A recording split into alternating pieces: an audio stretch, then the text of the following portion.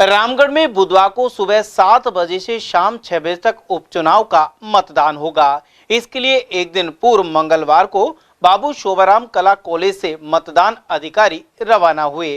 वहीं जिला निर्वाचन अधिकारी अर्तिका शुक्ला, एसपी संजीव नैन और चुनाव आयोग के अधिकारी बारीकी से निरीक्षण करते हुए नजर आए। यह कार्मिक निर्धारित बूथों पर पहुंचकर बुधवार को सुबह 7 बजे से मतदान करवाएंगे। जिला निर्वाचन अधिकारी के अनुसार हर बूथ पर वेब कास्टिंग की व्यवस्था के साथ ही क्रिटिकल बूथ पर अतिरिक्त जाब्ता लगाया गया है। वहीं 43 माइक्रो ऑब्जर्वर के साथ वीडियोग्राफर लगाए गए हैं। रवाना होने वाले मतदान दलों का ईवीएम मशीन को लेकर बीच रास्ते में कहीं भी नहीं रुकने को कहा गया है। 6 सीनियर मजिस्ट्रेट और 28 सेक्टर ऑफिसर भी नियुक्त हैं। इसके अलावा मतदान दलों के साथ लगाए गए वाहनों की निगरानी जीपीएस के माध्यम से की जाएगी। चुनाव को ग्रीन सिंगल यूज प्लास्टिक मुक्त रखने के लिए 10 मॉडल पोलिंग बूथ पर ध्यान रखा जाएगा। जैसा कि आपको विदित है, मतदान की तिथि जो है वो 13 नवंबर है। मतदान का समय सुबह 7 बजे से शाम के 6 बजे तक है। आज हमारी मतदान दल जो है रवानगी पे आज हमने सारी व्यवस्थाएं देख ली। अब हमारी पार्टीज़ लीव कर रही हैं फॉर द पोलिंग स्टेशन। इस पूरे मतदान को निष्पक्ष तरीके से फ्री एंड फेयर इलेक्शंस कराने के उद्देश्य से माननीय ईसीआई के सारे निर्देशों की पालना की गई है। हमारे जो 284 पोलिंग बूथ्स हैं, प्रत्येक लोकेशन पे हमने वेब कास्टिंग की व्यवस्था की गई है। इसके साथ ही हमारे जो क्रिटिकल पोलिंग स्टेशंस हैं उन सभी पे हमें सीएपीएफ व अन्य तरीके के जो पुलिस के मेजर्स हैं, फोर्स मेजर्स हैं, उनसे उनको किया गया है सुदृढ़। इसके साथ ही हमारे 43 के करीब माइक्रो ऑब्जर्वर्स हमने नियोजित किए हैं, वीडियोग्राफर्स नियोजित किए हैं, जिससे प्रत्येक मतदान बूथ पे हमारी डायरेक्ट नज़र और डायरेक्ट पकड़ रहेगी। आज जो हमने पार्टीज़ का डिस्पर्सल किया उसमें भी 3-4 चीज़ों का उनको विशेष रूप से ध्यान रखने कहा गया है। पहला कि ईवीएम को अपने साथ लेके किसी भी अनाधिकृत जगह पे ना रुके, कोई ठहराव ना हो, डायरेक्ट पार्टीज सारी हमारी पोलिंग स्टेशन पे पहुँचे। दूसरा कि इस पूरी प्रक्रिया में जो मॉक पोल की प्रक्रिया है उस पर विशेष ध्यान दिया जाए। जो पोलिंग प्रक्रिया है उसको बिल्कुल ही निष्पक्ष तरीके से as per directions of election commission पूरा निष्पादित किया जाए।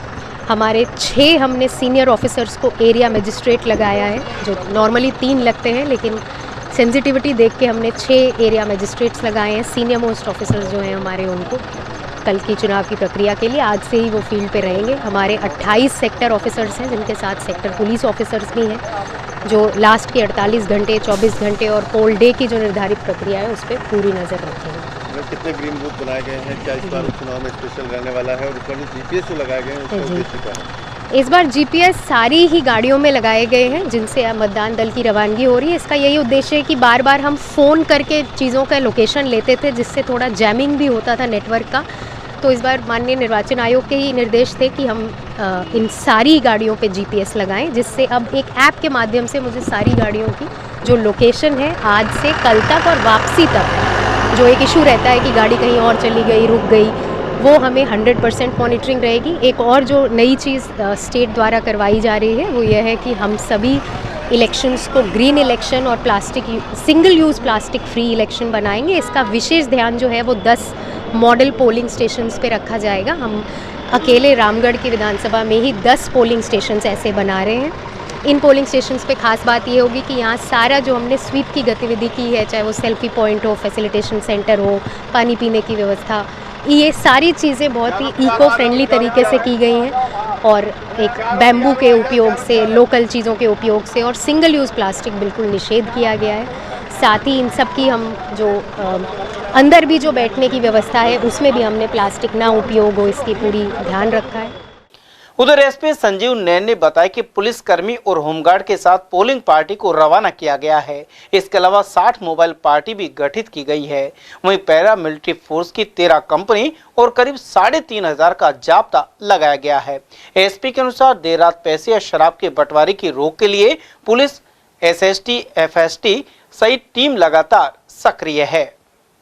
आपको जैसा मालूम है 284 पोलिंग बूथ हैं, जिसमें 6 ऑक्सिलरी बूथ हैं, 278 बूथ्स हैं, जिस पे हमने पुलिसकर्मी, होमगार्ड को मतदान दल के साथ रवाना कर दिया है। क्रिटिकल पोलिंग बूथ का जाब्ता भी हमने रवाना कर दिया है।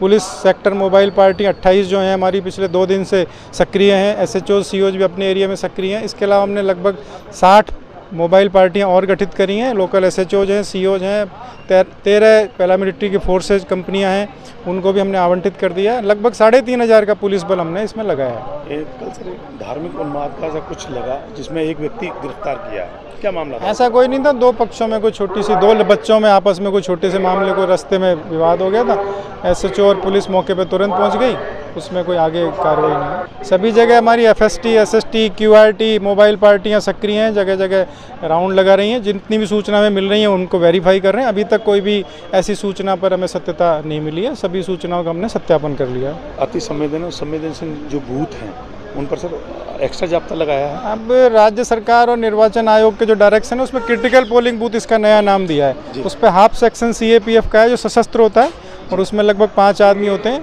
तो वो CAPF का जाब्ता होता है। पैरामिलिट्री फोर्स है वो 154 पॉइंट्स पे लगाया हुआ है।